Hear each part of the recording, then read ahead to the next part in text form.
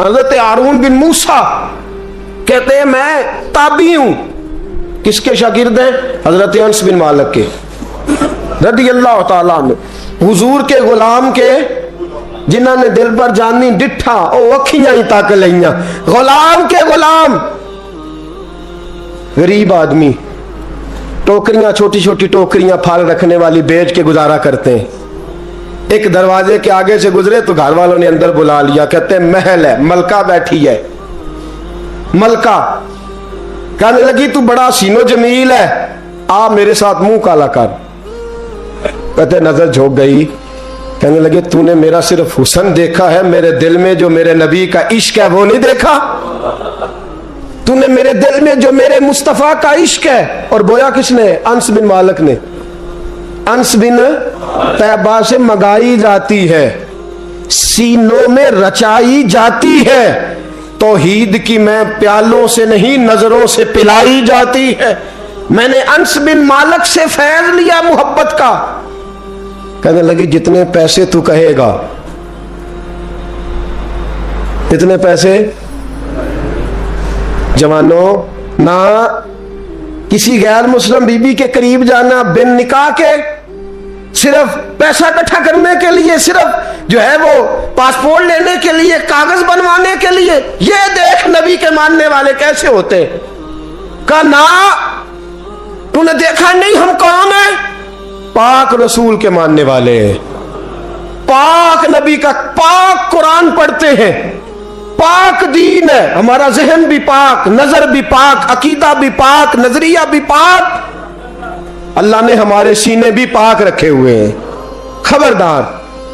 उसने कहा अगर तू बात नहीं मानेगा तो सजा दूंगी। कहने लगे दे ले। उसने कहा अच्छा तू तब भी ना बाज आया तो बादशाह से कहोगी इसने मेरी इज्जत पे हाथ डाला है। कहने लगे मैंने बाथरूम जाना है। छत पे चढ़े, सबसे ऊपर वाली। एक रवायत तो यह है कि बाथरूम ऊपर था, पखाना किया तो वजूद पे मल लिया, पखाना किया तो वजूद पे, और फिर छत से छलांग लगा दी। कहते हैं यूं जमीन पे आया कि जैसे मां गोद में उठा के बेटा जमीन पे नहीं रख देती। कहते हैं जल्दी से नलके के करीब गया, अपना वजूद धोया, आंख खोली तो सामने खूबसूरत चेहरा, नौरानी आंखें, खुशबू ही खुशबू। मैंने कहा आप कौन है? तो कहने लगे मैं याकूब का बेटा यूसुफ हूं, हजरत यूसुफ अलैहिस्सलाम हूं। पता है तुझे जमीन पे किसने रखा है? कहा नहीं। कहने लगे तू पाक जवानी वाला है, तू पाकीज़ा नजर वाला है, तू पाक सोच वाला है।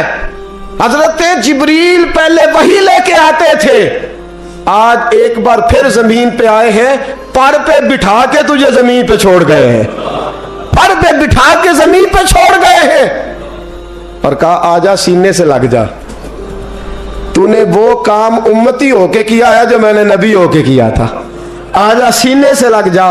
सीने से लग गए। कहते ऐसी खुशबू आने लगी जो किसी के पास से नहीं आया करती थी। जिधर जाते लोग कहते ये तो खुशबुओं वाला बाबा है, खुशबुओं वाला बाबा। लोग कहते वो इंतकाल कर गए तो उनकी कब्र की मिट्टी से भी खुशबू आया करती थी। तिरमिजी की हदीस है। किफल बनी इसराइल का एक आदमी, मेरे रसूल पाक सल्लल्लाहु अलैहि वसल्लम फरमाते हैं बड़े ऐब करता, इस बीबी से चक्कर, उस बीबी से चक्कर, इस बीबी से राबता, उससे राबता, बुराइयां इतनी कि हद हो गई, ये नफसानियत गालब है उसके ऊपर। एक औरत आई, कहने लगी किफल बच्चे भूखे हैं, तू अमीर आदमी है, 60 दिनार चाहिए। कहने लगा तेरा रंग गोरा, पहले मुंह काला कर। उसने कहा गरीब हूं, बच्चों ने मजबूर कर दिया है, तेरी मेरे। कहने लगा नहीं, पहले मेरे साथ मुंह काला करेगी। कहा अच्छा मैं रात को आऊंगी। औरत रात को आई, किफल ने हाथ आगे बढ़ाया तो बीबी कांपने लगी। कहने लगा कोई नहीं देख रहा, कोई नहीं देख रहा, कोई नहीं। बीबी कहने लगी जरा अंदर की आंखें खोल, अल्लाह तो देख रहा है, अंदर की खोल ना, अल्लाह तो देख रहा है, तू कैसे कहता कोई नहीं देख रहा। बस दिल पे चोट आई, कांपा। 60 दिनार दिए, बीबी को वापस भेज दिया। आंखों में आंसू आए, कहने लगे या अल्लाह मौत दे दे। इंतकाल कर गया। मेरे रसूल पाक के लफ्ज है तिरमिजी में, फरमाया सवेरे दरवाजे पे लिखा था कद गफर अल्लाहु लिल किफल, लोगों गवाह हो जाओ अल्लाह ने किफल की बख्शिश फरमा दी है, अल्लाह ने माफ। अगर वो इतने ऐबों के बाद बाज आ गया तो माफ कर दिया। आ मेरे दोस्त हम भी बाज आ जाए। आ जब जुमे की नमाज में सर सजदे में रखे तो कि या अल्लाह उम्मत की सारी बेटियां मेरी बहनें हैं, या अल्लाह सारी बहनें मेरी बहनें हैं। ए अल्लाह मैं जिसको देखूंगा बहन की नजर से देखूंगा, जिसको देखूंगा बेटी की नहीं। और याद रखें रसूल पाक सल्लल्लाहु अलैहि वसल्लम ने फरमाया जिसको नमाज में मजा नहीं आता, जिक्र में मजा नहीं आता, वो नजर पाक कर ले। अगर नजर पाक हो गई तो इबादत में दिल लगने लग जाएगा। हदीस है, दिल लगेगा। और लित्तय्यबीना लित्तय्यबात, अगर तू पाक रहेगा तो तेरा घर भी पाक रहेगा, अगर तू पाक है तो तेरा बिस्तर भी। कुरान का फैसला है, मैं नहीं कहा। लिल खबीसीन लिल खबीसात, अगर तू गंदा है तो मत उम्मीद रखना कि तेरे घर में पाकीज़गी रहेगी। जैसी करनी वैसी भरनी पर बात आइंदा जुमे करूंगा, लेकिन ये इतनी सी बात याद रखे। फरमाया कुरान ने कि पाक मर्दों के लिए पाक औरतें होती हैं और खबीस मर्दों के लिए। ये कुरान कह रहा है, मैं नहीं कह रहा, कोई कौल नकल नहीं कर रहा। गंदे मर्द और उनके लिए और पाक मर्द। इखलाक की बात नहीं की, इखलाक बुरे हो सकते हैं औरत के, कोई कुछ भी हो सकता है, लेकिन अगर तू जिंदगी पाक गुजारेगा तो तेरे घर में आने वाली बीबी इस हवाले से वो भी बेहया नहीं होगी, उसका भी किसी मर्द से चक्कर है। तो अगर तू पाक औरत और अपने बच्चों को पाक मां देना चाहता है तो पाक हो जा, ये कुरान ने कहा है। मुल्ला रूमी कहते हैं एक शख्स था, बड़ा नेक आदमी, सुनार का काम करता था, बड़ा नेक और बड़ा लोगों का, गरीबों का ख्याल रखने वाला। छोटा सा बच्चा उसने उठाया, बेचारा लावारस था, घर लाया, पाला। उसकी बीवी ने मां बन के बच्चे को पाला, जवान हो गया। वो सुनार कहता है जिंदगी भर नजर खराब नहीं हुई, पता नहीं क्या जुर्म हुआ, बुढ़ापे में औरत के हाथ में चूड़ी डालने लगा तो उसकी नरमो नाजो खूबसूरत कलाई ने मुझे मायल किया, शावत के साथ हाथ रखा, बस हाथ रखा, घर गया तो बीवी दरवाजे पे खड़ी है। मैंने कहा क्या हुआ, दरवाजे पे खड़ी है? कहने लगी सच बता, तूने आज कोई गुनाह किया है? सच बता, तूने कोई जुर्म किया है? मैंने कहा क्या हुआ? कहने लगी वो बच्चा जिसे मैंने मां बन के पाला है, आज उसने गंदी नजर से मेरा हाथ पकड़ लिया था। मैंने तो उसे कहा कि तू मेरा बेटा है तो मेरा हाथ, तूने क्या जुर्म किया है? वो शख्स सजदे में गिर गया, कहने लगा अल्लाह मेरी बच्चियों की हिफाजत कर ले, अल्लाह आज के बाद ये जुर्म नहीं करता, मेरी बीवी की हिफाजत फरमा, मेरे घर को संभाल, आज के बाद नहीं करता। अभी दुआ करके उठा नहीं कि वो नौकर गुलाम, वो ले पालक बच्चा पीछे खड़ा हो गया। कहने लगा आका मुझे पता नहीं चला कैसे जुर्म हो गया, मैंने अपनी माँ से भी माफी मांग ली है, खुदा से भी मांग ली है, आपसे भी मांगता हूं। उसके मुंह से माफी के जुमले निकले, धड़ाम से जमीन पे गिरा, उसकी रूह परवाज कर। अगर तू चाहता है तेरा घर बच जाए तो मेरे दोस्त अपनी नजर को बचा। नजर शैतान के तीरों में से एक तीर है। जवानों अगर कभी मैसेज करने हुए किसी को तो मेरे मुस्तफ़ा करीम सल्लल्लाहु ताला अलैहि वसल्लम के दीन का पैगाम मैसेज करो। किसी को कहो कि यार फलां जगह अच्छी तकरीब होने वाली है, चलो चले, आज मैंने इतना दुरूद पढ़ा है, तू भी इतना पढ़, इस काम लगाओ ना पैकेजेस। पर आपको आज तक समझ नहीं आई मेरे दोस्तों कि ये अंग्रेज ने हमें पैकेज दिए किस लिए? ये गंद को फरोग देने के लिए, वरना 1.5 घंटा 2-2 घंटे कौन बात करता है? सुबह 7 से रात 7, रात 7 से सुबह 7 का किस लिए? वो चाहता है नौजवानों कि तुम्हें नबी पाक का इश्क से तुम्हारी तार तोड़ के तुम्हें औरत के दामन फरेब में उलझा दे, तोड़ दो उसकी सारी चालें, नाकाम कर दो उसके सारे हरबे, नजर पाक कर ले, रूह पाक कर ले। और जिन लोगों का काम ही खवातीन के साथ मुलाकात का है, खुदा रहा अल्लाह से डरो। जब भी कोई बीबी दरवाजे पे चढ़ो समझो कि ये आज मेरी बहन सौदा लेने आई है, ये मेरी बेटी सौदा लेने आई है, ये मेरे घर में रहने वाली मेरी भांजी और भतीजी, और एक आपसे मेरी मिन्नत है, ये कज़नों वाला मामला खत्म करें। अगर भाई नाराज होता है तो कोई अर्ज नहीं, खाला नाराज, उसे कहो कजन तो कजन से मैंने देखा हाथ मिला रहे लड़के लड़कियां, और ये भी खुदा रहा दिकियानुसी, असल दिकियानुसी ये है, तू मेरे छोटे भाई के कपड़े ही नहीं धो के देती। नबी करीम अलैहिस्सलाम ने फरमाया देवर जहर है, जहर, और जहर के बारे में तू कहता है इसके कपड़े धो, इसके जूते पालिश कर। देवर को जहर कहा है रसूल पाक ने सल्लल्लाहु अलैहि वसल्लम। तो अजीब हरकत करता ने दीन, ये दिकियानुसी असल जिसको हमने बना लिया। कजन की मिन्नत करो, बेटा अब तू जवान है, जब रसूल पाक ने मना फरमा दिया तो फिर तू आ, हम हमारे दरमियान बैठ।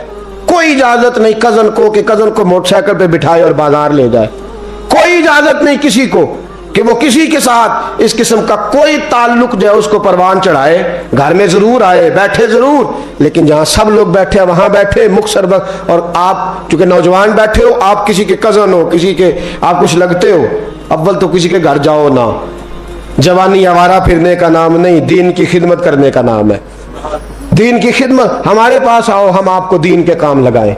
हमारे पास आओ, हम आपको अल्लाह रसूल के काम लगाएं, आपको बतलाएं कुरान कितना पढ़ना है, इसको दुरुस्त करो, तलफ़ुज़ ठीक करो, जरूरियात दीन सीखो, दीन के मामलात में दिलचस्पी, नात सीखो, कुरान सीखो, इबादत सीखो, अपने वक्त को बचाओ और जाना ही कम कर दो। और अगर जाओ भी कभी खाला से मिलने, चाचू से मिलने, अंकल से मिलने, फुफ्फी से मिलने, तो जरूरत के तहत जाओ, जरूरी काम करो और लौट आओ।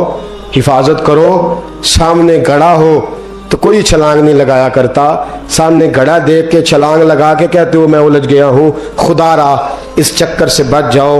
वकुल लिल मुमिनीना यगुद्दू मिन अबसारिहिम, अल्लाह फरमाते हैं हबीब इनसे फरमाइए कि मोमिनो नजरें झुका के रखो, वयहफज़ू फुरूजहुम, अपनी शर्मगाह की हिफाजत करो, ज़ालिका अज़का लहुम, ये बड़ी पाकीज़ा बात है। इन्नल्लाह खबीरुम बिमा यस्नऊन, बेशक अल्लाह तुम्हारी हर बात से बाखबर है। हमेशा मिदहत खैरुल आदाम में गुजरे दुआ अल्लाह के बंदे के लिए, नबी पाक अलैहिस्सलाम के गुलाम के लिए ज़रूरी करार दिया है। वो तीन खूबियाँ हैं, सादगी, आजिज़ी और कनात। जिस आदमी के अंदर ये तीन बातें पाई जाती हैं कि वो सादा भी हो, इज्जो इनकिसार वाला भी हो, और जो चीज़ें अल्लाह ने उसे दी हो उस पर उसकी कनात भी हो, वो राजी भी हो, तो ऐसे शख्स पर अल्लाह तबारक व तआला की खास रहमत नाजिल होती है। जिस बंदे के अंदर ये सलाहियतें पाई जाएं। हम देखते हैं कि इस जमाने में सादगी, आजी और कनात वाला पहलू खासा मुश्किल होता चला जा रहा है। कोई भी बरादरी हो, कोई भी कबीला हो, कोई भी इलाका हो, लोगों को अपना आप दिखाने का बहुत शौक होता जा रहा है। मैं भी हूं, मुझे भी मानो, मेरी भी सुनो और मेरी भी तारीफ करो, मेरी तरफ भी तवज्जो करो, ये माहौल बन गया है। अगर आप सादगी वाले नहीं होंगे तो फिर आपने कुछ चीजें उधार की ओढ़ी होंगी जो असल नहीं। सादगी जो होती है वो असल होती है, असल रूप होता है आदमी का। अगर आपके अंदर सादगी नहीं होगी तो फिर आपने कुछ चीजें ऐसी अपने ऊपर लागू कर रखी होंगी जो आपका असल नहीं। तो जब आदमी असल से हटता है तो बेसुकून होता है। अल्लाह तबारक व तआला ने मुंह में दांत बनाए हैं तो ये असल है। इनके अंदर धागे के बराबर भी कोई चीज चली जाए तो वो बेचैन कर देती है, क्योंकि वो असल नहीं होती। तो जब आप सादगी में रहेंगे तो असल जगह पे रहेंगे, असल जगह पे, फिर आप तकलीफ में मुब्तला नहीं होंगे। आजिज़ी का मतलब ये होता है कि आप अल्लाह के किसी बंदे को हकीर ना समझें, छोटा ना समझें, जलील ना समझें। एक होती है एहसासे कमतरी कि समझना कि मैं माली तौर पे मेरे पल्ले कोई शय नहीं है, देखो कितना, ये एहसासे कमतरी है। आजिज़ी ये होती है कि ये ना समझ ले बंदा कि मेरे अंदर सलाहियत ज्यादा है, ये कमी है, ये छोटा है, ये निकम्मा है, ये बिल्कुल गुनाहगार है, ये तकब्बुर है। आजिज़ी से रहे, अल्लाह के हर बंदे को अपने से अफजल समझे, आजिज़ी के साथ रहे। कनात ये है कि आपको जो अल्लाह ने दिया है समझे कि मेरा रब सबसे ज्यादा मेरे ऊपर ही मेहरबान है, उसने जो मुझे दिया है वो किसी और को नहीं दिया। ये शुक्र के तौर पर, तकब्बुर के तौर पे ये भी नहीं। कनात करें, आजिज़ी जब आपके अंदर होगी, सादगी होगी, तो जिंदगी इत्मीनान से गुजरेगी, सुकून से गुजरेगी। और आजिज़ी और सादगी का ये वाला तर्जमा नहीं कि जिस बंदे ने मैले कपड़े डाले हो आप समझे कि ये बड़ा सादा आदमी है जी, हफ्ता आया ना आया नहीं तो सादा है। ये सादगी नहीं होती।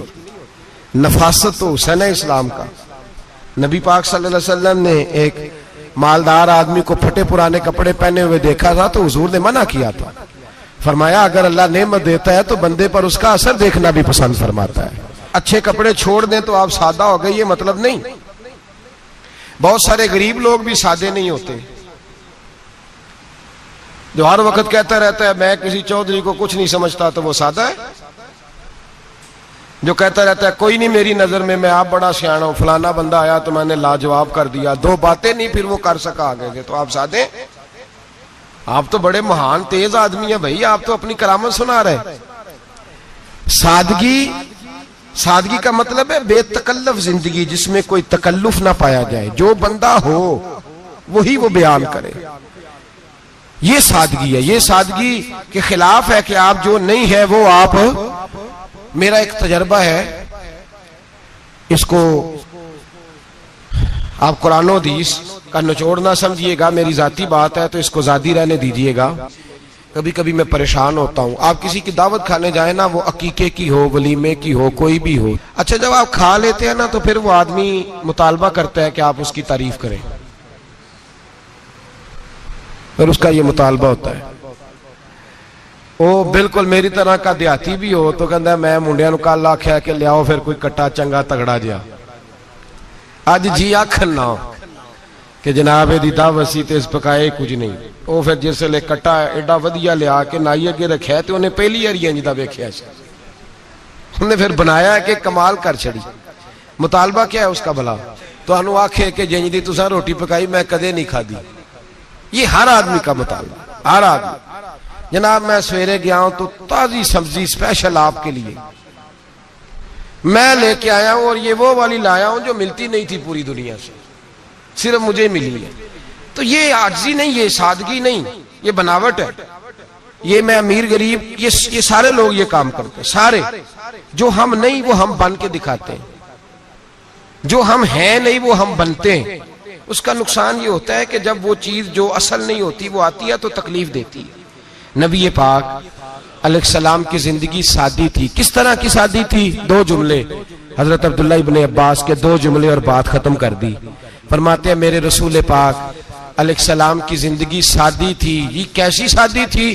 फरमाते हैं जो मिलता था हुजूर पहन लेते थे, जो सामने आता था खा लेते थे। कोई तकल्लुफ नहीं कि मैंने ये नहीं खाना, ये खाना है, ये नहीं लेना, ये लेना है। ये मिजाज नहीं, तबीयत नहीं। हमारी तो पसंद नापसंद होती है ना। हुजूर को कद्दू ज्यादा पसंद था, ये तो आपको हदीस में मिलेगा, ये तो मिलेगा। लेकिन ये नहीं मिलेगा कि नबी पाक सल्लल्लाहु अलैहि वसल्लम को गंदम नापसंद थी, ये नहीं मिलेगा। आपको ये तो मिलेगा कि रसूल पाक को दूध ज्यादा पसंद था, ये नहीं मिलेगा कि सादा पानी नापसंद था। ये तो आपको मिलेगा कि नबी करीम सैयद आलम सल्लल्लाहु अलैहि वसल्लम जमीर पर सोने को पसंद करते थे। ये नहीं मिलेगा कि चारपाई पे सोने को नापसंद करते थे। यानी हुजूर की जिंदगी सादी है, उसमें तकल्लुफ हमारी पसंद नापसंद होती है, और जो जोश है हमें पसंद नहीं वो फिर है ही नहीं सही, वो गलत हो गई फौरन, वो सिरे से उसका कोई असर ही नहीं रहा, वो बिल्कुल तबाह हो गई। मेरे हबीब पाक सैयद आलम अलैहिस्सलाम ने सादी जिंदगी गुजारी और आजिज़ी वाली जिंदगी गुजारी। हम लोग आजिज नहीं होते, आजिज नहीं हो। अगर हम लोग आजिज हो जाएं तो लड़ाइयां खत्म हो जाए। हर खानदान में हर घर में लड़ाई है, इसका मतलब है कि आजिज़ी, जहां आजिज़ी होती है वहां लड़ाई, वहां लड़ाई नहीं होती, झगड़ा नहीं होता। हमारा भाई से, भतीजे से, भांजे से, बीवी से, ससुराल वालों से, रिश्तेदारों से, भाइयों से अगर इख्तलाफ चल रहा है और हर जगह चल रहा है तो सारी जगह तो गलतियां नहीं ना पाई जाती, कहीं हमारी भी गलती होती है। तो ये जो इख्तलाफ चल रहे हैं और सुलह नहीं हो रही, इसकी वजह यह है कि हमारे अंदर आजिज़ी इनकिसारी हो, तो फिर तो झगड़ा ही कोई नहीं। मेरे नबी पाक अलैहिस्सलाम की जिंदगी में आजिज़ी है, इनकिसारी है। इसलिए हुजूर ने कभी लंबी चौड़ी बातें नहीं सुनाई। सहाबा कहते हैं नबी पाक अलैहिस्सलाम तकरीर छोटी करते थे, नमाज लंबी पढ़ते थे। तकरीर, नमाज, हमारी बातें लंबी और नमाजें अल्लाह अकबर, उल्ट बिल्कुल सिलसिला। नबी पाक अलैहिस्सलाम ने सादगी, आजिज़ी को अपनाया। बहुत गरीब आदमी, बड़ा माड़ा बंदा जो 100 रुपया दिहाड़ी लेता है, और बाहर जब वो दिहाड़ी करने गया है तो वो शाम को जब उसने ना समेटा है ना वो सीमेंट और रेत और वो सारी चीजें, तो वहां वो झाड़ू फेर के आया है। फेरते हैं ना नहीं मजदूर झाड़ू, ये काम वो करने को तैयार है, पर अपने घर में आके झाड़ू देने को तैयार नहीं वो, इसलिए कि ये उसकी मर्दानगी के खिलाफ है।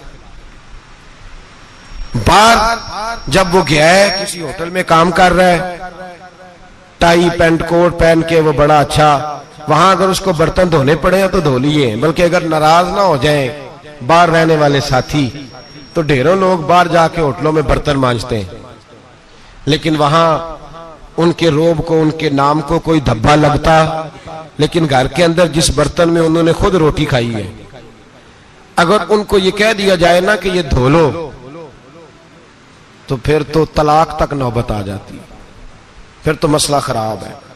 फिर तो हो सकता है कि बीवी की अम्मा की भी खैर ना हो, तुझे उसने सिखाया ही कुछ नहीं, मुझे ही तूने कह दिया उठ जा। ये हमारा हाल है हम सारे आजिज़ मिस्कीन है, हम सारे माड़े गरीब, ये सारा अपनी जगह तय।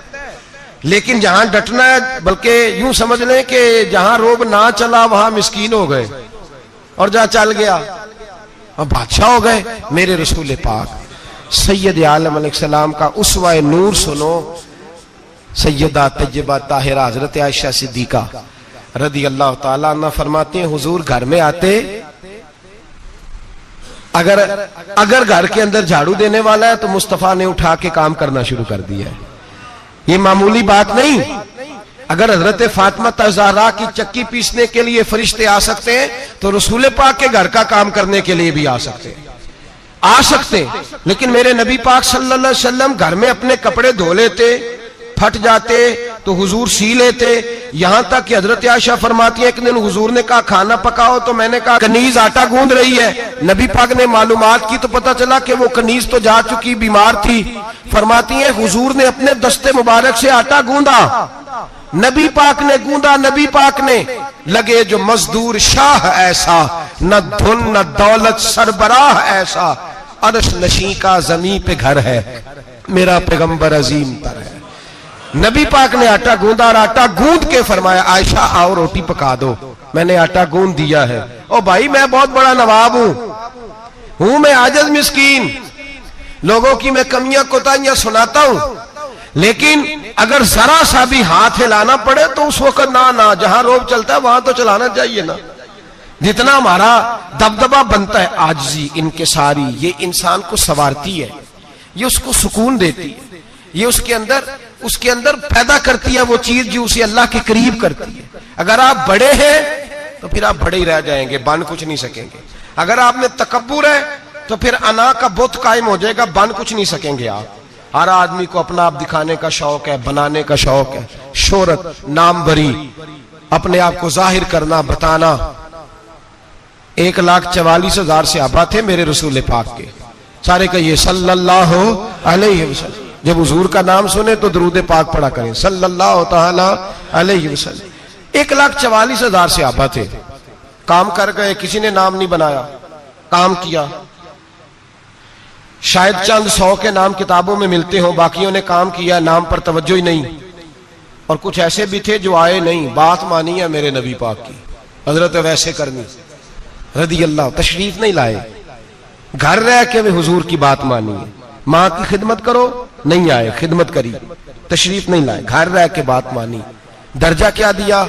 मेरे रसूल पाक अलैहिस्सलाम ने ड्यूटी लगाई मौला अली शेर खुदा की, हजरत उमर फारूक रदी अल्लाह ताला, फरमाया मेरा जुब्बा ले जाना और मेरे अवैस से मिलना और उसे कहना मेरी उम्मत की बख्शिश की दुआ मांगे। भाई घर रह के बात मानी, कोई शोरा नहीं, कोई नाम नहीं। इमाम अब्दुल वहाब शोरानी कहते हैं करन के लोग उन्हें रोड़े मारते थे, और उनसे पूछते थे तेरा नाम क्या है, तो जनाब वैसे करनी फरमाते थे अगर तो कयामत में बख्शा गया तो नाम बता दूंगा, और अगर वहीं अड़ गया तो नाम से क्या रह जाएगा, यहां तो लिखा रह जाएगा। और फिर दुआ मांगी, इमाम शौरानी ने लिखा है दुआ मांगी हजरत अवैस करनी ने, ए अल्लाह मैंने जिंदगी छुप के गुजारी है, मुझे जाहिर ना करना, मैं सिरापा मखजन राज था और रहा था मुद्दतों राज में, ये तो तेरा शौक के दीद कशा कशा मुझे खींच लाया मजाज में। ए अल्लाह मैंने पर्दे में वक्त गुजारा है, अल्लाह मस्तुरना बिसुत्रिकल जमील, ए अल्लाह बस मुझे पर्दों में रखना, पर्दों में उठ बुलिया चल उथे वसीए, जिथे वस देनी सारे अन्ने, ना कोई साडी जात पछाणे ना कोई सानू मन्ने। ए अल्लाह मुझे पर्दा दे, शोहरत नहीं चाहिए, मेरा नाम ना हो, कोई जाने कोई पहचाने ना, बस मैं तेरा हूं तो छुप के तेरे पास आ जाओ। इमाम फरमाते अल्लाह 70,000 फरिश्ते कयामत के दिन हजरत अवैसे करनी की शक्ल के पैदा करेगा और उन फरिश्तों के अंदर छुपा के जनाब अवैस को अपनी और अपने महबूब की बारगाह तक ले जाएगा, चूंकि वो छुपे रहे, जरूरत नहीं, मैं सिरापा मखजन राज था, मैं तो रहा था मुद्दतों राज में, ये तो तेरा शौक के दीद कशा कशा मुझे खींच लाया मजाज में, शौक नहीं, मुझे भी पूछ लो, मेरा भी नाम ले लो। अब तो इस कदर ज्यादा अना का बुत आ गया, रोटी खिलाओ, जिसको खिलाई उसकी फोटो खींच के फेसबुक पे दो, पानी पिलाया तो पहले उसकी फोटो दे लो, अगर सलाम लिया तो पहले छोड़ दो यार, बस करो, ये अना के बुत बना लिया हम लोगों। किस चक्कर में पड़ गई है दुनिया। एक गरीब को 2, 4, 5 रुपए क्या दे दिए, एक आटे का थैले का दे दिया, 4 अखबारों में खबर दे दी, ये आजी है, ये तरीका है। अब तो लोग यहां तक रियाकारी करने लगे, नमाज पढ़ने के लिए आते हैं तो पहले फोटो खींच के आते हैं, जुम्मे की तैयारी करते हुए, बस कर दें, बस करें, कहीं रुके, किसी जगह स्टॉप करें, अपने अंदर इंकिसारी पैदा करें, जो खत्म हो गया वो बच गया, जो अपने आप को बनाता रहा वो कभी बन ना सका, बचा वही जो रब की बारगाह में मिट गया। हमारी तो उम्र गुजर गई है अपने आप को तामीर करते, सारी जिंदगी गुजर गई, मेरा भी नाम लो, 30 साल में रह के आया हूं जी सऊदी अरब के फलाने महल्ले में, किसी से मेरा नाम पूछोगे तो पहुंच जाओगे। क्या होते थे आप वहां, क्या नाम पूछे, वहां तो बादशाहों के नाम अब कोई नहीं लेता, मिट गए, जो आए थे चले गए। गखड़ आना तो चौक से किसी से भी पूछ लेना, मैं भी होता हूं, क्या होते हो। यहां बड़े लोग थे जिनका तूती बचता था, खत्म हो गए, तू और मैं भी जाने वाले, और जमाना आएगा, मिटने के लिए दुनिया आई है। अगर दुनिया में खुद ब खुद अपने आप को मिटा के रखोगे तो अल्लाह इज्जत अता फरमाएगा। हम तो इतना खड़े हुए हैं कि बहनों से, भाइयों से, ससुराल से, रिश्तेदारों से कट गए, बिल्कुल इसलिए कि बुत नहीं टूट रहा अंदर का।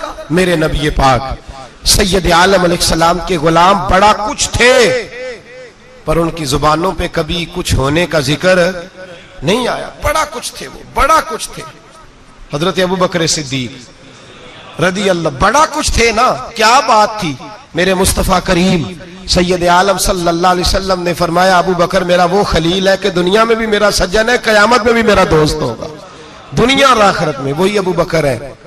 महल्ले में 7 गरीब बच्चियां रहती हैं, वो कहती हैं हमारी बकरियां, बाप फौत हो गया, बकरियों का दूध धो दो, तो अबू बकर सिद्दीक बकरियों का दूध धोने चले जाते हैं, उनके घर का काम काज करके आते हैं। सैयदना उमर फारूक, मेरे नबी पाक अलैहिस्सलाम ने फरमाया फरिश्ते 950 साल मेरे उम्र की शान बयान करें तो खत्म नहीं हो सकती। इतना बड़ा शख्स उमर फारूक, इतना बड़ा आदमी। एक दिन ऐलान किया उमर फारूक ने, लोगों मस्जिद में आओ, बात करनी है, अमीरुल मोमिनीन का पैगाम है, सारे मस्जिद में आ जाए। खचाखच मस्जिद नबी सहाबा से भर गई, और ऐसा जब ऐलान होता था तो सहाबा दौड़ के आते थे, शायद को जंग है, शायद किसी ने हमला कर दिया है, शायद कोई नई बात है, दौड़े आए लोग, मस्जिद नबी खचाखच भर गई। सैयदना फारूक आजम रदी अल्लाह तआला अन्हु मिंबर पे बैठे, हजरत अब्दुर रहमान इब्ने औफ रदी अल्लाह तआला अन्हु फरमाते हैं कि सहाबा तजस्सुस के देख रहे हैं कि पता नहीं किसी तरफ से पैगाम नहीं आ गया, कोई काफिर हमला नहीं करने लगा, अल्लाह जाने क्या हुआ है, बड़ी परेशानी है। उमर बैठे, अल्लाह की हम्द की, नबी पाक सल्लल्लाहु अलैहि वसल्लम पर दुरूद पढ़ा, और फिर उमर फारूक बोले, फरमाने लगे मैं जब मक्के में रहता था ना तो कभी घर में कहत आ जाता था, कभी कहत आता था घर में, बकरियों के दूध खुश्क हो जाते थे, गंदम नहीं मिलती थी, पानी नहीं होता था। तो फरमाया मेरी अम्मा मुझे खाला के घर भेज देती थी। कबीला बनु मखजूम, उस कबीले में मेरी खाला की शादी हुई थी, तो वो मालदार लोग थे, उनके पास ज्यादा बकरियां, ज्यादा ऊंट, ज्यादा गायें, ज्यादा खेत थे। हजरत उमर फारूक फरमाने लगे मैं उनके घर जाता तो मेरे खालू समझ जाते कि उमर को इसलिए भेजा गया है कि कहत आ गया है। फरमाते हैं वो मुझे सवेरे बकरियां चराने ले जाते, शाम तक मैं उनकी बकरियां चराता। अमीरुल मोमिनीन उमर, एक तरफ मसला यह है कि कैसर और किसरा की दीवारें हिल रही हैं उमर के नारों से, और इधर उमर मिंबर पे बैठ के खुतबे दे रहे हैं। फरमाते हैं मैं बकरियां चराता, शाम तक खाला के घर जाके मजदूरी करता, और फरमाते हैं शाम होती तो एक मुट्ठी किशमिश मुझे देते वो। आप फरमाते हैं मैं बड़े कद वाला था, एक मुट्ठी किशमिश मिलती है, कभी एक मुट्ठी खजूरें, मैं शाम को खा के सो जाता। कई कई महीने यूं ही गुजरते तो मेरी अम्मा का पैगाम आता कि हालात सही हो गया, मेरे बेटे को भेज दो। ये बात कही, हजरत उमर रोने लगे और फिर कहने लगे अब वो वक्त आया है कि लोग मुझे अमीरुल मोमिनीन उमर कह के पुकारते हैं। बस ये दो बातें की। उमर ने कहा चलो जोहर का वक्त हो गया, अजान पढ़ो, उठो नमाज पढ़े, उठो। अजान हुई, इकामत हुई, जनाबे उमर ने नमाज पढ़ाई, लोग चले गए तो सैयदना अब्दुर्रहमान इब्ने औफ यराना था जनाबे उमर से, बाजू पकड़ के कहने लगे उमर सियाना बंदा यार तू ये दो बातें सुनाने के लिए इतना मजमा इकट्ठा किया था, ये दो बातें कहने के लिए कि मैं खाला के घर जाके मजदूरी करता था तो एक मुट्ठी किशमिश मिलती थी, एक मुट्ठी खजूरें, ये कहने के लिए कि मैं बकरियां चराया करता था। तो हजरत उमर फारूक रदी अल्लाह ताला अन्हु फिर रोए, फिर आंखों में आंसू आए। कहने लगे अब्दुर्रहमान आज ना मिस्र शाम से कुछ लोग आए थे और वो बता रहे थे कि उमर तेरा डंका वहां भी बड़ा बजता है। वो मुझे कह रहे थे तेरे नाम के वहां भी बड़े दबदबे हैं, बड़े तज़किरे हैं। तो मेरा नफ्स मुझे कह रहा था उमर देखा देखा तू यहां बैठा है और वहां तेरे नाम का शोर हो रहा है, मुझे इसने बड़ा किया है। तो मैंने आज मुस्तफा के सारे गुलाम इकट्ठे करके अपनी औकात बता दी है। मैंने अपनी औकात बताई है कि मैं कुछ नहीं, कोई शय नहीं, कोई चीज ही नहीं, असी किसी दे कुछ नहीं जे लगदे, ना कोई साडा दर्दी। मैंने बताया है कि मैं तो किसी के बकरियां चरा के एक मुट्ठी किशमिश लेके, एक मुट्ठी किशमिश लेके गुजारा किया करता था। गुजारा मुझे मेरे कुछ साथी ना ले गए गुजरांवाला सर्दियों के मौसम में, मुझे कहने लगे स्वेटर पसंद कर लें अपनी मर्जी का। तो मैंने कहा यार मुझे तो वही मजा आता है जो मेरी अम्मा क्रोशिये से बनाया करती थी, वही वो पहले अब्बा पहनते थे, फिर वही स्वेटर बड़ा भाई पहनता था, फिर हमारे खाते में आ गया। और फिर उसकी तारीफें होती थी गुर्बत छुपाने के लिए, उसकी तारीफें होती थी बड़ी बड़ी मेहनत से बना है जी, क्या बात है, बड़ा गर्म है, तो अब छोटे भाई को दे दिया जाए। हमने कहा वही जमाना देखा है, वही रंग देखा हुआ है और उस पर फख्र है। अब तो लोग जब कुछ हो जाता है ना, दो चार लोग जानने लगते हैं तो लोग फटाफट दावा कर देते हैं खानदानी रईस आजम हो, बड़ी बात है। ऐसी कोई बात नहीं, जिसको अपना आप याद रहता है उसे खुदा भी याद रहता है, जिसे अपना आप याद रहता है उसे रसूलुल्लाह भी याद रहते हैं, जिसे अपना आप याद रहता है उसकी नजर में दूसरे लोग भी कुछ होते हैं, दूसरे लोग भी कुछ होते हैं। मैं उम्रे के लिए, हज के लिए जाता रहता हूँ, रब मुझे अपने फजल से बुला लेता है। तो मैं एयरपोर्ट से नीचे उतरा तो एक साहब मेरे जानने वाले थे, दौड़ के आए और मुझे कहने लगे क्या बात है, सुना है इस दफा आप सऊदी एयरलाइन से आए, सीधा मदीना शरीफ आए, क्या बात है आपकी। और मैंने कहा साहब छोड़ दें, मैं भी जब पहली दफा आया था तो मैं भी बड़ा घूर घूर के एयरपोर्ट देखता था, मैंने कभी देखा जो नहीं था, मैं बड़ा घूर घूर के देखता था, कोई ऐसी बात नहीं है, ये निजाम कुदरत है, बादशाह के फैसले हैं, वो जब चाहता है जिस तरह के चाहता है फैसले फरमा लेता है, तो ये उसके फैसलों की बात है। हम लोग ना जिस हैसियत पे होते हैं वहीं रह जाते हैं, पिछली बात भूल जाते हैं, इसलिए हम चाहते हैं जो भी हमें मिले झुक के मिले, जो भी आए। और ये मेरा आपका सबका मुश्तरका मामला है। मेरे नबी पाक सल्लल्लाहु ताला अलैहि वसल्लम ने सहाबा से पूछा तुम्हें बताऊं जन्नत के बादशाह कौन होंगे? जन्नत के आम लोग नहीं, जन्नत के, बोलिएगा जरा, जन्नत के अल्लाह बादशाह। जन्नत में तो जाना बड़ी बात है, और हुजूर जन्नत का भी बादशाह। इब्ने माजा में लफ्ज है, तुम्हें पता है जन्नत के बादशाह कौन होंगे? तो मेरे मुस्तफ़ा करीम सल्लल्लाहु ताला अलैहि वसल्लम के गुलामों ने कहा हुजूर हमें नहीं पता। तो हुजूर ने फरमाया जन्नत के बादशाह वो लोग होंगे जिन्हें दुनिया में कोई भी नहीं जानता था, जिनके कपड़े सादे होते थे, जो गरीब लोग होते, जो सिफारिश करते थे तो उनकी कबूल कोई नहीं करता था, जो किसी के साथ जाते थे तो उनको मानता कोई नहीं था। वो जन्नत के बादशाह होंगे, बादशाह। और फरमाया क़यामत के दिन जब लोग उन्हें देखेंगे तो उन पर फख्र करेंगे, रश्क करेंगे, कहेंगे क्या बात है तुम्हारी, यहां तो शौक ही बड़ा है। गरीबों ने भी पोस्टर बनाए हुए हैं, डाकुओं, लुटेरों, चोरों की तस्वीरों के साथ लगवाए हुए, अपने आप को बड़ा करने के लिए। आज ही इख्तियार करें, आज ही इख्तियार करें, अपने आप को मिटाने की कोशिश करें। रब करीम के बंदे आगे बढ़ बढ़ के अपना आप दिखाते नहीं, बड़ा शौक है, पहले फोटो खिंचा लो, बाकी बातें बाद में होंगी, पहले वीडियो बना लो, बाकी कुछ और बाद में होगा। पहले अब तो परसों तरसों मुझे एक मौलाना कहने लगे कि आपसे मैंने, वो यहाँ जुमा पढ़ने आते हैं कभी कभी, मेरे दोस्त हैं, कहते हैं आपसे मैंने सुना था अगर कोई उस नबी पाक का फरमान है, अगर कोई नजराना दे तो उसको ले लो, अगर कोई तोहफा दे तो उसको, हुजूर ने फरमाया ले लो अगर तुम्हें को देता है, अपनी मर्जी से, मांगना मना है, खुद दे तो ले लो, वरना एक वक्त आएगा तुम मांगोगे तुम्हें मिलेगा नहीं, जब को दे तो ले लो। कहने लगे आपने कहा था को दे तो उस वक्त से मैं, कोई सूट देता है मुझे मेरी मस्जिद का नमाजी तो मैं ले लेता हूं, कोई मुझे कोई और शय देता है तो मैं आपसे सुन के, तो अगर मेरी मस्जिद का नमाजी सूट पकड़ाते साथ फोटो भी खींचे तो फिर मेरे लिए क्या हुक्म है, वो खुशबू की डब्बी देते हुए साथ फोटो भी खींचे, फिर मेरे लिए क्या हुक्म है। कहने लगे रमजान में ये हाल हुआ है कि लोग कपड़े दे रहे थे और फोटो खींच रहे थे, क्या चक्कर है, कहां चले गया। गरीब आदमी की इज्जत नफ्स को कुचल डाला पकड़ के। एक जोड़ा साल के बाद इमाम को दिया, उसकी भी तस्वीर खींच के फेसबुक पे दे डाली। ये हमारी आजिज़ी है, ये हमारा प्यार है, ये हमारा अंदाज है। भाई ये हम गलत रास्ते पे, गलत डगर पे चल निकले, हमें वापस आना पड़ेगा। मेरे नबी पाक अलैहिस्सलाम ने आजिज़ी को पसंद किया। हुजूर शोहरत से, नामवरी से दूर रहते। नबी पाक अलैहिस्सलाम ने आजिज़ी, इनकिसारी और सादगी और कनात इनको अपना के रखा, सीने से लगा के। ये नहीं कि माल नहीं आया, बहरीन से लाखों दिनार आए हुजूर के जमाना ज़ाहिरी में, तबूक के बाद फतूहात हुई तो लाखों दिनार आए, लेकिन हजरत आयशा कहती है हमारे घर में 4 दिन के बाद ही रोटी पकी है, हमने एक वक्त ही खाना खाया। लाखों रुपया आया है, पर हमारे घर के अंदर जो खाना आया है वो सिरका ही आया है। हमने रात अगर रोटी बच गई है तो सवेरे उठ के रात वाली खाई है।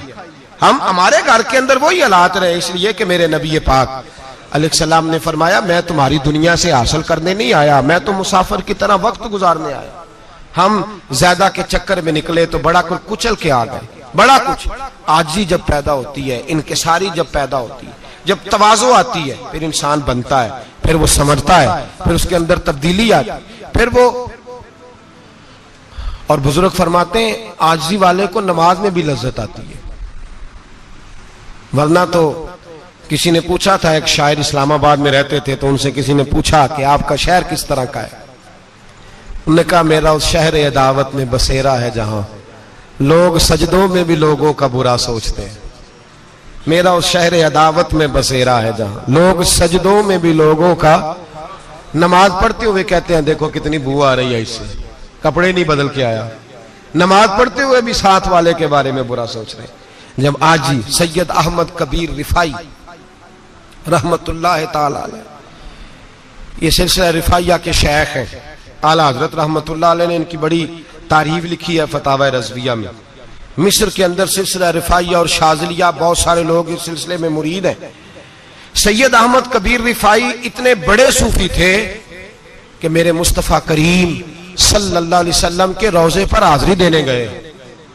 नबी पाक की बारगाह में हाथ दुआ करें अल्लाह हम सबको वहां हाजिरी नसीब फरमाए, अल्लाह हम सबको बार बार ये मौके अता फरमाए। सैयद अहमद कबीर रिफाई हाजिरी देने गए तो जब नबी पाक के गुम्बद पे पहुंचे तो कहने लगे या रसूलल्लाह मैं कब्र देखने नहीं आया, मैं तो दीदार करने आया। हुजूर ये तो ज़ियारत में करता रहता था, दीदार करने आया। ये कह के रोने लगे, इतनी देर रोए कि मेरे मुस्तफ़ा करीम ने अपना दस्ते मुबारक कब्र से बाहर निकाल दिया, हाथ मुबारक बाहर आया और 10,000 लोगों ने देखा। कितने लोगों ने? अब यहां भी लोगों को शक होगा जी कैसे बाहर आया, तो बुखारी सुना देता हूं, मसला जरा हल हो जाए। मस्जिद नबी की तामीर हो रही थी, तामीर तो कहते हैं कि दीवार नहीं, तामीर करते वक्त ना एक दीवार गिरी, ये बुखारी के लफ्ज है, दीवार गिरी तो एक पैर बाहर आ गया। पैर को देखा तो कहते हैं हाथ रखते थे तो उसमें बिल्कुल ऐसे था जैसे खून साइडों पे हो गया, बिल्कुल जिंदा। शोर हो गया कि ये नबी पाक का कदम मुबारक है, हुजूर का। बहुत सारे लोग इकट्ठे हुए, उलमा को बुलाया, पैर देखा तो कहने लगे नबी पाक का नहीं, ये तो सैयदना फारूक आजम का है। जब ये कहा ना फारूक आजम का है तो फिर एक शोर उठा कि ये हाल है उनके गुलामों का तो सरकार का आलम क्या होगा। ये हाल है उनके गुलामों का तो फिर सरकार का आलम। ये बुखारी है, तो जिंदा है वल्लाह, तो जिंदा है वल्लाह, मेरी चश्मे आलम से छुप जाने वाला। सैयद अहमद कबीर रिफाई इतने बड़े, नबी पाक सल्लल्लाहु अलैहि वसल्लम ने दस्ते मुबारक बाहर निकाला, 10,000 लोगों ने देखा। किसी ने हजरत सैयद अहमद कबीर रिफाई से पूछा कि बाबा इतना बड़ा दर्जा, इतना बड़ा मकाम कैसे मिला? तो बाबा जी कहने लगे जिंदगी में कभी किसी को हकीर नहीं समझा, किसी को कभी हकीर, कभी किसी को अपने से कमतर नहीं समझा। तो अल्लाह ने देखे ना, अगर आप नहीं समझेंगे तो उसके लिए भी आपको उन्वान मिल जाएंगे, और अगर समझना है अपने आप को बड़ा तो उसके लिए भी मौके मिल जाते हैं। हजरत शफीक बल्खी बहुत बड़े सूफी बुजुर्ग हुए, पर नौजवान थे, जवानी में ही अल्लाह ने बड़ा मर्तबा दिया। हजरत अब्दुल्ला बिन मुबारक बूढ़े थे, दोनों एक महफिल में इकट्ठे हुए। अब बगदाद सारा मानने वाला था और दोनों का मानने वाला था। आखिर में दुआ बुजुर्ग कराया करते थे महफिल के इख्तिताम पर। हजरत शफीक बल्खी जनाब अब्दुल्ला बिन मुबारक से कहने लगे आप दुआ करें, आप दुआ करें, आप बुजुर्ग हैं। अब जिसने जो मानना है उसे उसके लिए उन्वान भी मिल जाएगा। हजरत सैयदना अब्दुल्ला बिन मुबारक कहने लगे बेटे तू दुआ कर, तेरी उम्र थोड़ी है, तेरे गुनाह भी थोड़े हैं, तेरी उम्र थोड़ी है, तेरे गुनाह भी थोड़े हैं। तो सैयदना शफीक बल्खी कहने लगे नहीं हुजूर आप दुआ करें, आपकी उम्र ज्यादा है तो नेकियां भी तो ज्यादा ही है ना, नमाजें भी तो आपकी ज्यादा है ना, रोजे भी तो ज्यादा, रमजान भी तो आपकी उम्र में ज्यादा है ना, आज भी तो आपने ज्यादा। अगर आपने किसी को अपने से बड़ा समझना है तो उन्वान आपको मिल जाए, छोटा समझना है तो उसके लिए भी उन्वान आपको। बात तो ये है कि आप क्या करना, अगर आप किसी को हकीर समझना चाहते हैं तो बात खत्म हो गई। सैयद अहमद कबीर रिफाई फरमाते जिंदगी भर कभी किसी को हकीर नहीं समझा। अल्लाह की सारी मखलूक की क्या बात है, अल्लाह कुरान में कहता है इन्नल्लाह ला यस्तही अन यदरिब मसलन मा बऊदतन फमा फौकहा। अल्लाह शर्म नहीं करता कि एक मच्छर की मिसाल बयान करे या उससे भी कमतर। अल्लाह मच्छर की बात करता है इतना बड़ा होके, वो कहता है मैं करूंगा, मेरी मखलूक जो है मेरी तो हजरत अहमद कबीर रिफाई फरमाने लगे मैंने कभी किसी को हकीर, बोलिए कभी किसी को हकीर। हम लोगों के पास उन्वान बड़े हकीर समझने के लिए, हम समझ लेते हैं। अमीर आदमी कहता है गरीब मेहनत क्यों नहीं करता, मेहनत करे अमीर हो जाएगा, उन्वान हुआ कि ना तनकीद करने का। 4 बच्चे हैं करें कमाई अमीर हो जाएंगे, अब वो हकीर समझ रहा है गरीब को। गरीब भी अमीर को हकीर समझता है, वो भी कहता है जो इसने कमाया सारा ही हराम है, जायज एक पैसा नहीं, उसने भी हकीर समझ लिया। यानी वो ये कह रहा है कि मैं हलाल खाता हूं, ये अमीर हराम खाते हैं, तो बात खत्म हो गई। उसने भी हकीर समझ लिया, इसने भी हकीर समझ लिया। अब उन्वान ही था ना, अगर उन्वान बदल लेते तो बात बन जाती। अमीर अगर ये कहता कि मैं इस गरीब की मदद करूंगा इसलिए कि पैसे मेहनत से नहीं मिलते, खुदा के फजल से मिलते हैं, तो वो ये ना कहता कि ये मेहनत करता तो आगे चला जाता। और गरीब अगर समझता इस बात को तो ये ना कहता अमीर सारे हराम ही खाते हैं, वो कहता भाई रब ने जो मेरे लिए पसंद किया मुझे दिया, जो इसके लिए पसंद किया इसे दिया, बात खत्म हो गई, झगड़ा खत्म। उन्वान तो मिल जाएगा आपको, मुस्बत भी और मनफी भी। तो अच्छी बात नहीं कि मुस्बत इख्तियार करें।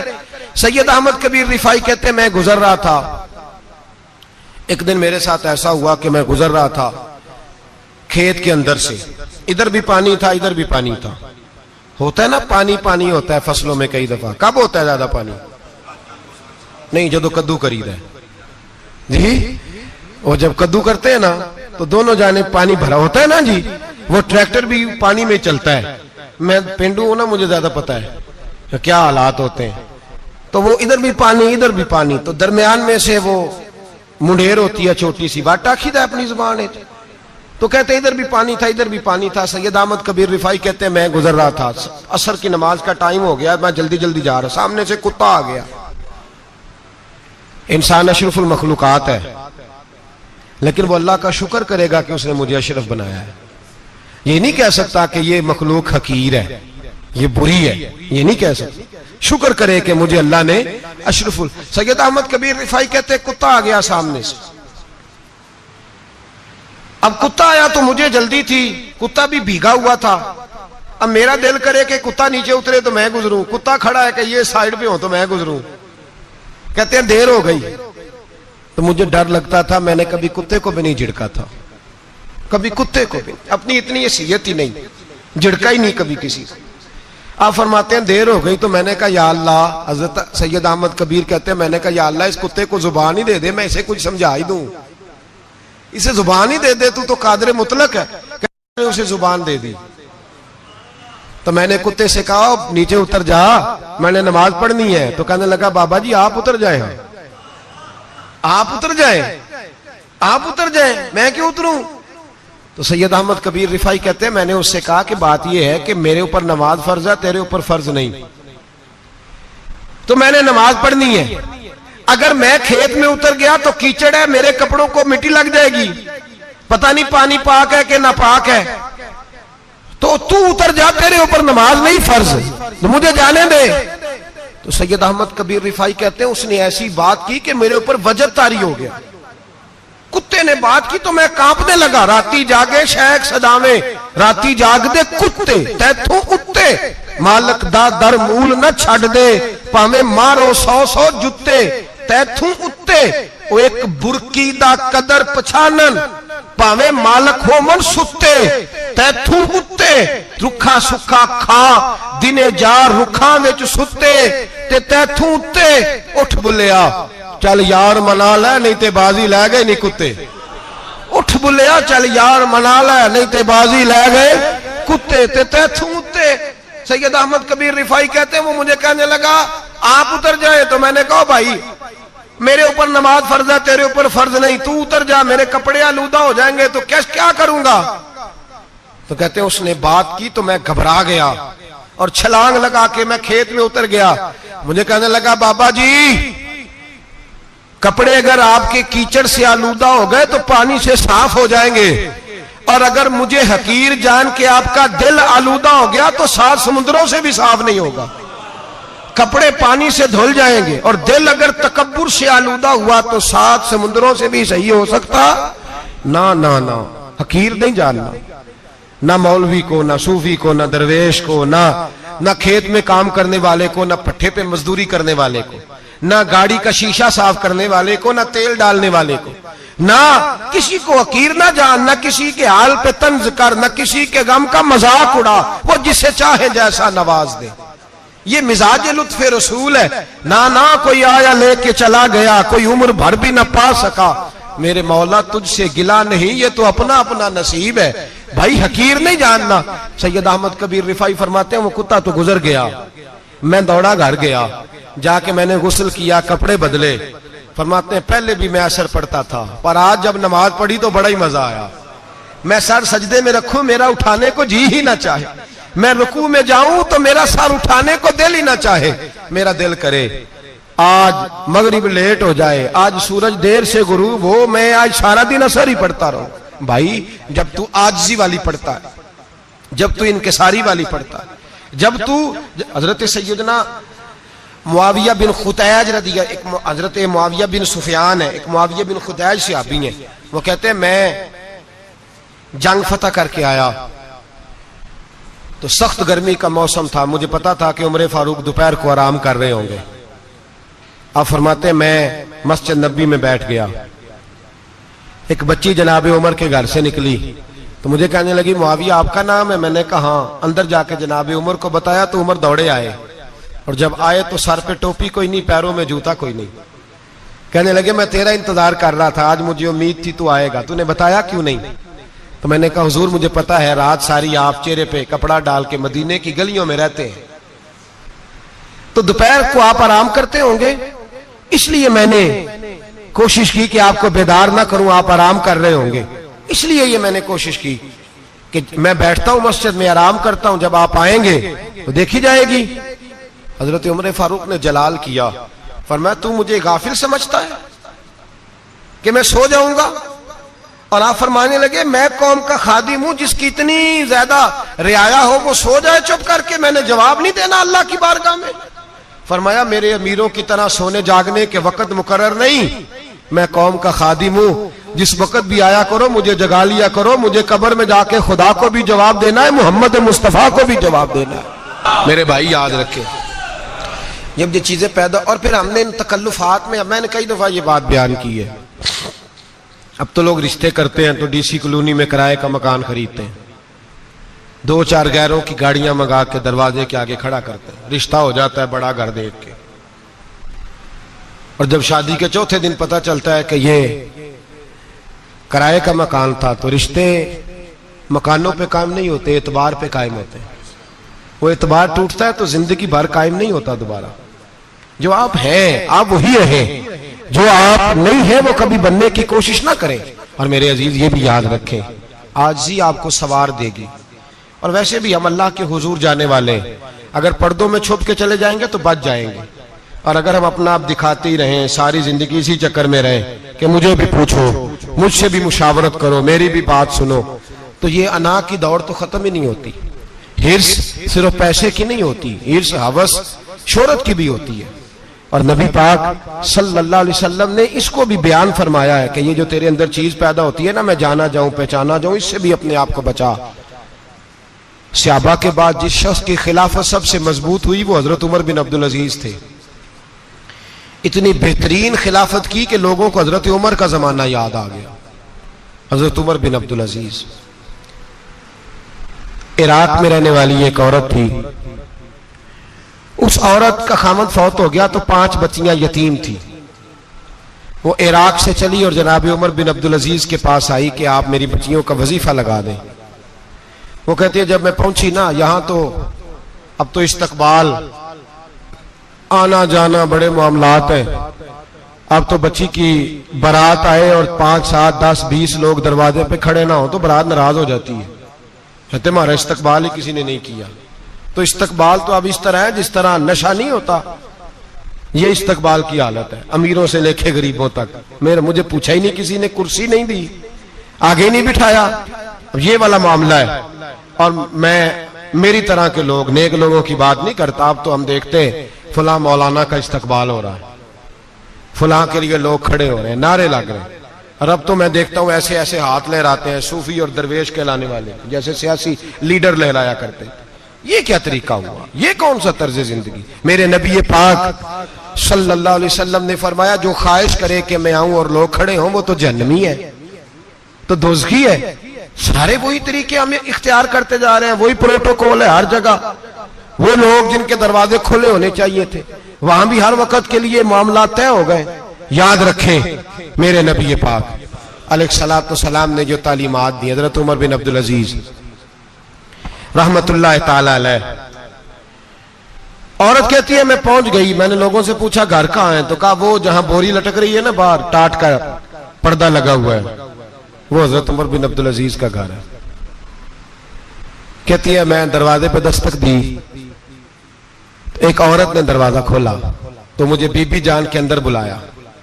तो उनके घर के अंदर जब मैं दाखिल हुई तो बड़ा सारा सेन था, एक तानिम कुआं लगा था, एक तरफ एक बड़ा दरख्त था और एक छोटा सा बनाई हुई थी जगह बर्तन धोने के लिए। और बीबी ना बर्तनों को मिट्टी लगा के साबुन लगा के बैठी हुई थी, काम कर रही थी वो औरत। मुझे उसने दरख्त के नीचे बिठाया, पानी पिलाया। कैसे आई हो? मैंने कहा अमीरुल मोमिनीन से मिलना है। कहने लगी बैठो थोड़ी देर में आ जाते। कहती थोड़ी, मैंने समझा घर की कोई मुलाजमा है, मैं बैठ गई। थोड़ी देर गुजरी, फिर दस्तक हुई, उस बीबी ने उठ के दरवाजा खोला। तो जब वो शख्स अंदर आए तो कहने लगी बड़ी देर से बर्तनों को साबुन लगा के बैठी हूं, कहां रह गए थे? कहती है वो साहब कहने लगे बस जरा मसरूफ हो गया था, दौड़े गए, कुएं से पानी निकाला, बीबी को दिया, उसने बर्तन धोए। कहती है फिर थोड़ा सा सिरका और एक रात की रोटी वो लाई, उस शख्स ने खाई। मैंने कहा कि ये दोनों घर के मुलाजम हैं, मियां बीवी काम करते हैं। जब वो खाना खा चुके तो वो औरत मेरे पास आई, कहने लगी उठ के मिल लो अमीरुल मोमिनीन से। मैंने कहा कौन अमीरुल मोमिनीन? तो कहने लगी कब से तो आए हैं, ये जिसने कुएं से पानी निकाला यही मुसलमानों का अमीर है, और ये जिसने दरख्त के नीचे बैठ के सिरके से रोटी खाई है यही है। ये फरिश्तों की दास्तान नहीं, ये वो लोग हैं। मैं रात को भी कह रहा था एक जगह पे कि ये लोग जो है ना, जिनका आप रोज शिकवा करते हैं हुकूमतें बड़ी खराब हैं, ये कोई नहीं खराब, बिल्कुल खराब नहीं। जितने सियासी लीडर है सारे सही हैं। खराब वो लोग हैं जो इन्हें वोट दे के लीडर बनाते हैं, बिल्कुल खराब नहीं। मैं तो इनके हक में होता जा रहा हूं। नाराज हो गए ना आप लोग? अल्लाह करे तुसी हो जाओ तो अगले इलेक्शन च सियाने भी हो जाओ, आमीन तो कह दे। मैंने कोई मशवरा नहीं देना, इसलिए कि मेरी नजर में कोई ऐसा शख्स नहीं जिसके लिए मैं आपसे कह सकूं कि वोट दें। और हम तो ऐसी बात करें तो कई लोग नाराज होकर चले जाते हैं, लेकिन कोई परवाह नहीं, इसलिए कि ये दीन मेरे नबी पाक का दीन सिर्फ मस्जिद का दीन नहीं।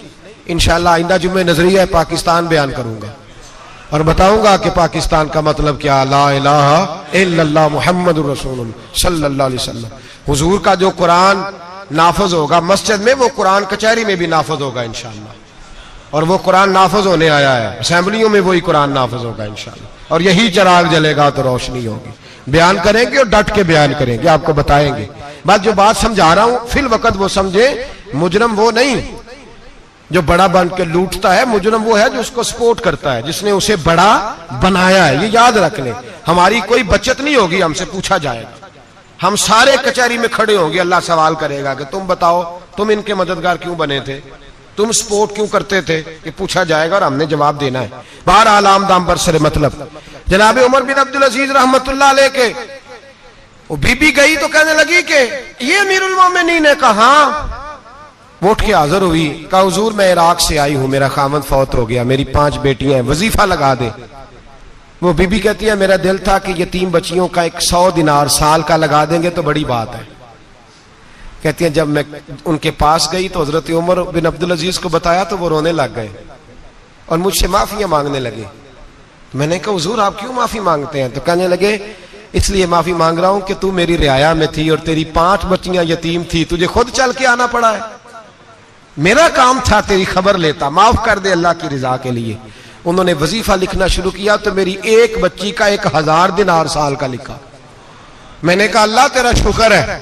फिर दूसरी बच्ची का 1000 लिखा तो मैंने कहा अल्लाह तेरा शुक्र है। तीसरी का 1000, चौथी मैंने कहा शुक्र है। जब चौथी का लिखा तो मैंने कहा अल्लाह आपका इकबाल बुलंद करे, अल्लाह आपको हमेशा इसी तरह फलता फूलता रखे।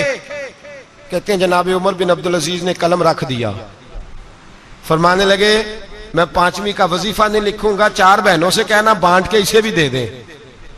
कहा हुजूर क्यों? आप फरमाने लगे जब तक तू अल्लाह का शुक्र अदा कर रही थी मैं भी रब से जुड़ा हुआ था और अल्लाह से डर के लिख रहा था। अब तूने मेरी तारीफ की है, अब मेरी जात आ गई है, अब मैं अगर ये वजीफा लिखूंगा तो इससे अल्लाह राजी नहीं होगा, इससे मेरे नफ्स में रिया पैदा होगी। अब मैं 5वीं का नहीं लिखूंगा, जा और जाके इराक के गवर्नर को दे। बीबी कहती है मैं घोड़े पे बैठी और मैं चंद दिनों के बाद इराक पहुंची। जब सवेरे आके मैंने वालिए इराक को रुका दिया तो वो चीख मार के रोया। मैंने कहा क्या हुआ? तो कहने लगा बीबी आज रात को हजरत उमर बिन अब्दुल अजीज का इंतकाल हो गया, फौत हो गए, तो इंतकाल कर गए। कहती मैं भी तड़प के रोई। मैंने कहा मेरी यतीम बच्चियों का क्या बनेगा? तो वो गवर्नर कहने लगा तेरे वजीफे जारी रहेंगे, तुझे मिलते रहेंगे। तो कहने लगी कैसे? कहने लगा मैं अगर तो गवर्नर रहा तो तेरा वजीफा जारी रहेगा और अगर गवर्नरी से उतर भी गया तो मैं जाती तौर पे मालदार हूं, फिर भी तेरी बच्चियों के माहाना पैसे पहुंचते रहेंगे। मैंने कहा तू क्यों देगा? कहती वो रो पड़ा। कहने लगा अगर अमीर हजरत उमर बिन अब्दुल अजीज जैसे हो तो फिर अल्लाह गवर्नरों के दिलों में भी रहम डाल दिया करता है, फिर मेरे जैसे लोगों को भी वो बदल देता है। हजरत उमर बिन अब्दुल अजीज घर आए, 3 बेटियां थी। एक को आवाज दी, वो आई तो उसने मुंह पे हाथ रखा है। दूसरी को आवाज दी, वो आई तो मुंह पे हाथ रखा है। तीसरी को आवाज दी तो मुंह पे हाथ रखा है। आपने अपनी बीवी से कहा कि ये बच्चियां मुंह पे हाथ क्यों तीनों ने रखा हुआ, क्या बात है? तो बीबी रो पड़ी, कहने लगी 4 दिन हो गए मेरी बेटियां प्याज से रोटी खा रही हैं, 4 दिन हो गए। उनके मुंह से बदबू आती है, इसलिए वो आपके सामने आती हैं तो मुंह पे हाथ रख लेती हैं। 4 दिनों से बीबी रो रही है, हजरत उमर जलाल में आ गए। आप फरमाने लगे, तू ये रो रही है, तू रोई है, तूने मेरे घर में रह के अल्लाह की नाशुक्री की है, तू शुक्र अदा नहीं करती कि 3 वक्त प्याज और रोटी तुझे घर की 4 दीवारी के अंदर मिल जाता। रो रही है, और मैं आ मेरे साथ बाहर निकल, तुझे वो लोग दिखाऊं जो झोपड़ियों में रहते हैं और मांग के खाते हैं। आ तुझे दिखाऊं। इतनी नाशुक्री कि घर के अंदर प्याज पहुंच रहा है, रोटी पहुंच रही है, और तू कहती है मेरी बेटियां प्याज से खाती हैं, शुक्र कर फाके नहीं काटने पड़े। फिर अगले लफ्ज कहे तो रो पड़े। फरमाने लगे, मैंने तो मुस्तफा के वो हालात भी सुने हैं जिसमें कई दिन बीबी फातिमा ने फाके किए। तू घर के अंदर प्याज पहुंच रहा है, तो अभी भी सादगी, आजजी और कनात नेमत थी इन लोगों की। हमारे यहां रोज शिकवा है, किस बात का? गाड़ी कोई नहीं। रोज रोना है, किस बात का? बंगला कोई नहीं। रोज रोना है, किस बात का? बैंक बैलेंस कोई नहीं। 10 जोड़े क्यों नहीं ईद पे आए? और ये सिर्फ औरतों का मसला नहीं, हमारे अंदर भी ये बात बदरजे औला। हम रोज अपने आप को मिस्कीन कहते हैं, गरीब कहते हैं, लाचार कहते हैं, मजबूर कहते हैं। कभी देखो जो झोंपड़ियों में रहते। मुस्तफा मुस्तफा मुस्तफा मुस्तफा